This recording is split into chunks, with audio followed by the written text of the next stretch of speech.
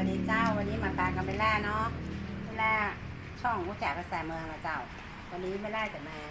ปลามาแกงหอ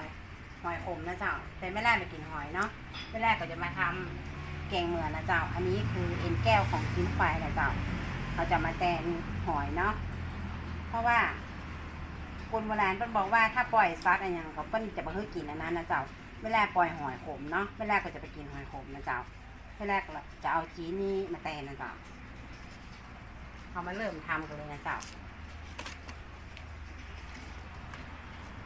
จีนี่เกินกิโลนะเจ้า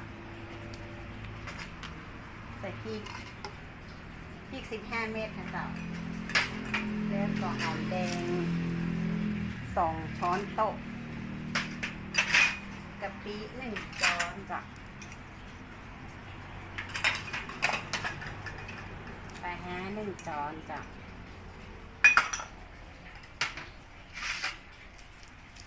แล้วก็จะปั่นนะจ๊ะบะตามนะเจ้าปวดแขนจ้ะเราจะปั่นอะไรจ้ะ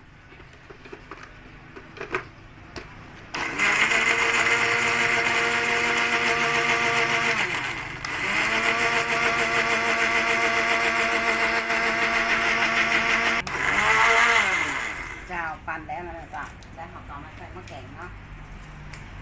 ใส่น้ำขวด1นะจ๊ะแล้วก็เทเข้าไปเลยเดือดแก้มเลย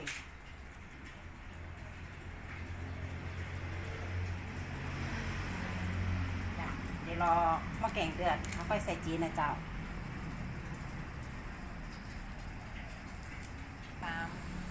เจ้าอันนี้มะแกงเขาก็เดือดแล้วนะเจ้าดูไม่แรกจะใส่จะไข่นะเจ้าจะไข่นี่มันต้องใส่ที่ปั่นนะเจ้าตุ๊บไปนะเจ้าตุ๊บ2 หัวจ้ะใส่ไปเลยแล้วก็ใส่จีนลงไปนะ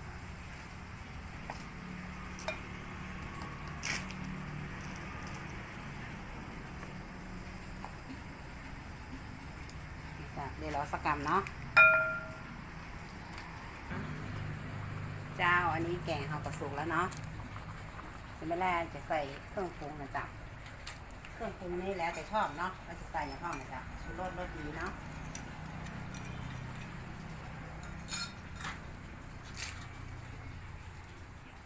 แล้วสิ่งที่ขาดไม่ได้จ้ะข้าวคั่วจ้ะข้าวคั่วนี่มันหอมนะจ๊ะ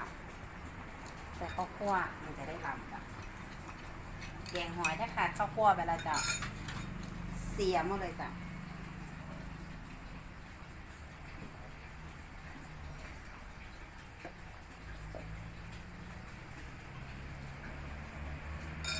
ได้ผลอย่างหนึ่งนะจ๊ะที่ขาดมาได้ก็คือ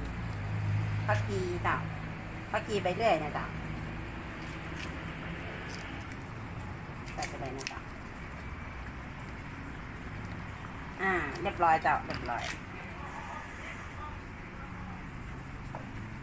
นี่จ้ะแกงเมือนหอยขมนะจ๊ะสูตรไม่แล่จ้ะลองเอาไปทำกันนะจ๊ะสำหรับสูตรเดี๋ยวไม่แล่จะลงไว้ใต้คลิปเพื่อนนะจ๊ะเจ้าสำหรับวันนี้ไม่ได้ไปก่อนนะเจ้าแล้วก็แปลกันใหม่นะเจ้า